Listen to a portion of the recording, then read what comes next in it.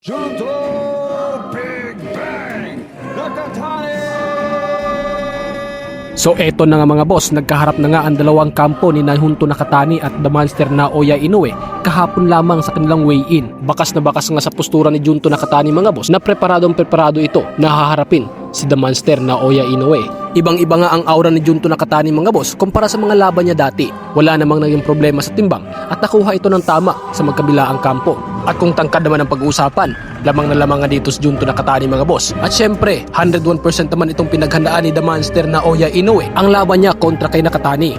Biruin mo kung sino ang mananalo sa labang ito ay siyang itatanghal na GOAT or greatest of all times sa bansang Japan. Isa nga itong laban mga boss na kung saan kinagigiliwan ng marami. Hindi nga rin basta-basta ito si Junto Nakatani mga boss.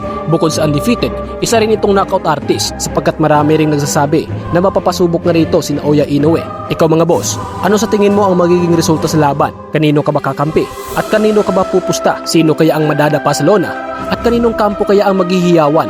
Higit sa lahat, sino kaya ang itatanghal na greatest of all time sa bansang Japan?